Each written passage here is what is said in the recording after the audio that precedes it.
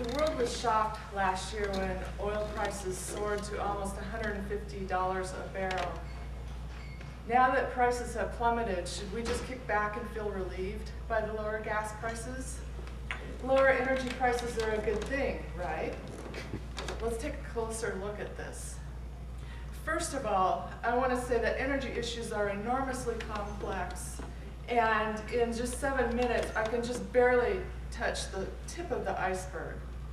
So I'm going to just focus on the impact of low oil prices and why I think oil prices are going way back up. First of all, one of the big reasons I think prices are going back up is that globally, oil production won't keep rising forever to meet our growing demands.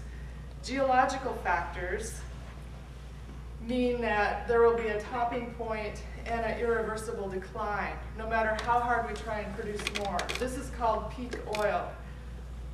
So basically, every field, every region, every nation, every continent, and eventually the world will have a bell curve, and then a topping out, and then a decline.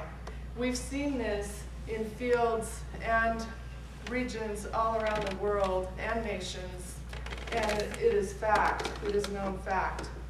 So a growing number of leading analysts think we actually peaked last July. We've been on a plateau since 2004 in spite of growing demand. Most of the cheap, easy-to-produce oil has already been extracted, which leaves the harder to get expensive oil. It's like we're running and running without getting anywhere. But hey, maybe we could take a bunch of hamsters and use them to produce electricity, and that would solve our energy crisis. The CEO of the oil company Total was recently interviewed. He said that oil needs to be at $60 a barrel in order for companies to profit from the really hard to get mile-deep wells in the ocean. He said, here's a quote, oil fields are dying. We will have to invest more and more just to maintain existing production. Oil production will be technically complex in the future, which makes it expensive.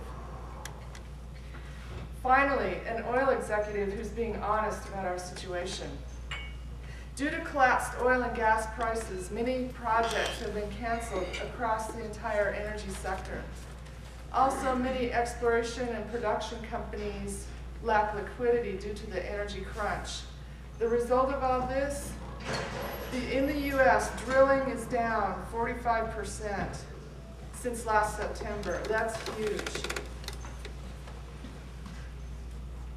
The New York Times in mid-March said, oil and gas companies now cutting back on investments will be unable to respond quickly to future economic recovery. The glut could rapidly turn into scarcity, sending energy prices soaring again. So the lower oil prices that we're enjoying now are setting us up for a crisis later on. Oil prices are actually far lower than reflected by the drop in global demand, because as the prices collapsed, traders had to sell their contracts.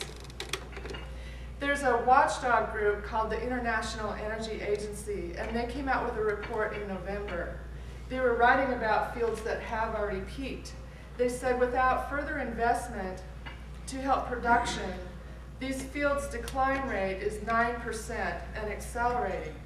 This is far higher than even seasoned energy experts even anticipated. This was shocking news. Producers face two challenges at the same time. They must meet rising global demand while also replacing declining fields.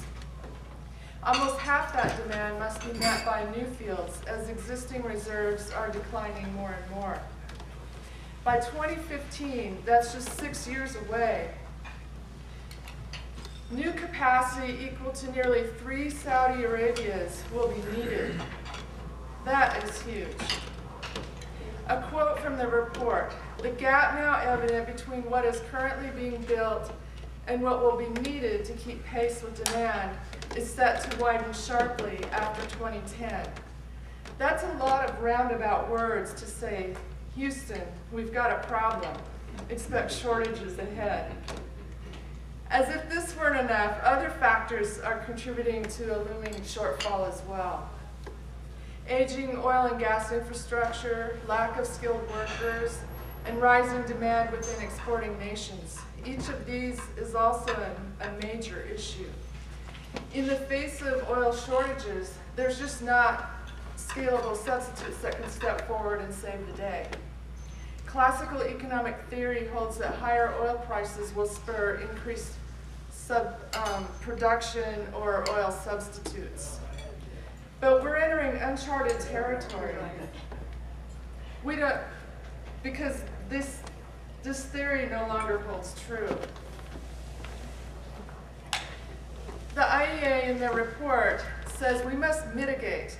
They say urgent attention and investment is needed in the energy sector. We must transform quickly to a low carbon, efficient, and environmentally benign system of energy supply. So what can we do, you might ask? There's not a lot we can do as individuals. We have to pressure our politicians, inform them, speak up, tell them they must mitigate this situation. I've been writing long emails to Ralph Becker, our mayor. Dude, wake up.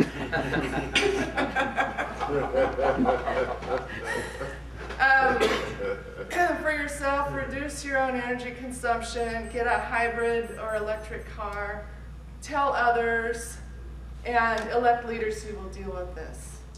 Thank you.